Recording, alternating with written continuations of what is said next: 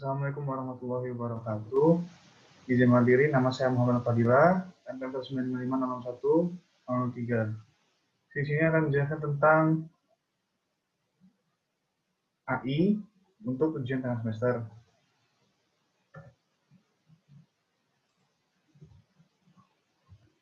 Pertama, pengertian AI.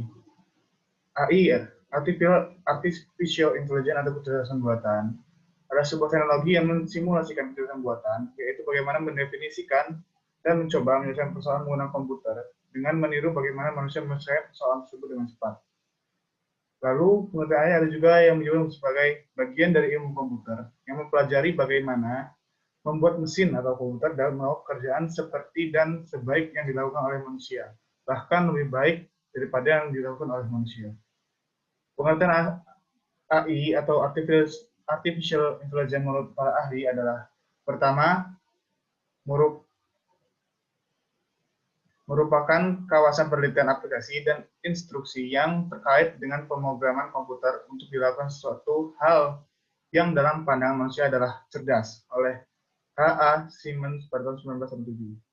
Lalu ada sebuah studi tentang bagaimana membuat komputer melakukan hal-hal yang pada saat ini dapat dilakukan lebih baik oleh manusia oleh Rich and Knight pada 1991. Lalu ada juga sebuah studi yang mengetahui dan memudahkan proses-proses berpikir manusia dan mendesain mesin agar dapat menirukan perilaku manusia oleh John McCarthy 1956. Definisi AI. Definisi dari artificial intelligence ini dapat dikelompokkan menjadi 4 macam, yaitu system that think like humans, system that act like humans, system that think rationally, dan system that act rationally. Pertama ada system that think like humans. Di sini kecerdasan buatan ini dapat berpikir secara manusia, seperti manusia. Tapi perbedaannya mereka tidak dapat melakukan sesuatu yang belum pernah mereka ketahui atau belum pernah diinputkan kepada mereka. Lalu ada sistem that act like humans. Di sini mereka berperilaku seperti manusia, di mana ada batasan tertentu. Lalu ada sistem that think rationally. Di sini mereka pada kecerdasan buatan berpikir dengan secara rasional. Rasional di sini adalah sesuatu yang masuk akal pada manusia, sehingga sistem ini tidak berpikir sesuai dengan apa yang telah diinput pada mereka. Lalu ada sistem that act rationally. Ini juga sistem ini dia berperilaku rasional. Lalu kecerdasan buatan memungkinkan komputer dapat berpikir dengan cara menginterapkan program.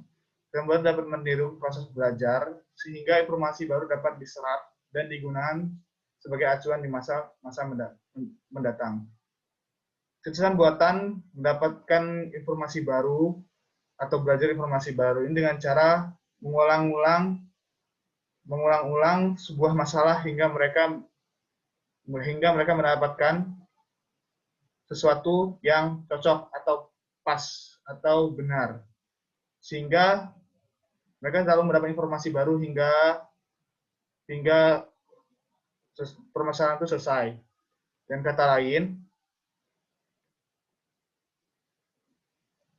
kata lain, mereka ini melakukan seperti manusia. Mereka ini melakukan hal secara terus-menerus sehingga mereka tahu bagaimana yang benar. Sehingga pada saat mereka dihadapkan pada masalah sama, mereka tidak perlu lagi membuat proses yang sama, proses berulang-ulang lagi. Tapi mereka sudah tahu yang mana yang benar.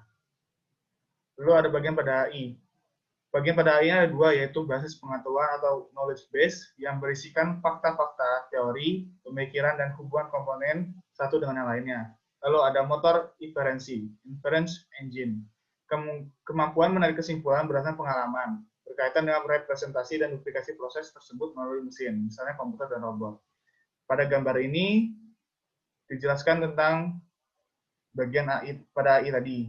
Di sini ada input masalah, pertanyaan dan lain-lain, lalu masuk kepada kecerdasan buatan itu, lalu diproses dengan basis pengetahuan yang sudah mereka dapat sebelumnya, seperti teori ataupun informasi-informasi sebelumnya. Lalu disimpulkan pada motor inferensi. Di sini setelah mendapat informasi-informasi yang dibutuhkan untuk menyelesaikan masalah pada motor referensi, lalu dikeluarkan sebagai output, yang di sini sebagai jawaban atau solusi.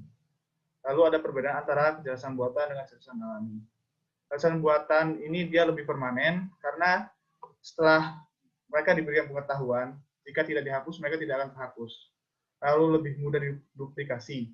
Karena kejelasan buatan ini adalah sebuah program di mana bisa diduplikasi oleh siapapun. Lalu lebih murah karena biaya untuk membuat kejelasan buatan ini hanya keluar sekali. Lalu konsisten dan menyeluruh. Ini hampir sama dengan lebih permanen karena setelah kejelasan buatan diberikan informasi, mereka akan selalu ingat. Mereka tidak akan berubah-ubah kecuali jika emang dirubah oleh manusia. Lalu dapat didokumentasikan. Kejelasan buatan ini dapat didokumentasikan oleh manusia sehingga dia dapat mengetahuinya. Lalu ada dapat menentukan tertentu lebih cepat dan lebih baik. Di sini maksud dari di sini ini seperti kejelasan buatan itu dibuat untuk menyelesaikan masalah tertentu saja. Jadi pada masalah tertentu ini mereka bisa lebih baik mengerjakannya dibanding masalah yang lain. Lalu ada kejelasan alami, di sini lebih cepat mengalami perubahan atau lebih kreatif. Maksudnya di sini karena manusia ini adalah makhluk hidup dan dapat berpikir sendiri dan tidak perlu manusia lain untuk membantu mereka berpikir. Jadi di sini mereka dapat berpikir dengan dirinya sendiri. Jadi ilmunya itu bisa berubah-berubah dan lebih kreatif karena manusia ini memiliki kecerdasan mereka sendiri, yang dimana bisa mendatangkan ide-ide baru, tidak seperti kejelasan buatan di mana itu harus didatangkan oleh manusia, lalu tidak mudah diduplikasi. Karena kejelasan alami ini butuh proses yang sangat panjang untuk mendapatkannya, sehingga tidak mudah diduplikasi, lalu lebih mahal. Biaya untuk kejelasan alami ini karena prosesnya yang tidak mudah, yang membutuhkan waktu yang lama, biasanya untuk menyewa atau untuk mendapatkan kejelasan alami ini lebih mahal biayanya. Lalu sulit direproduksi.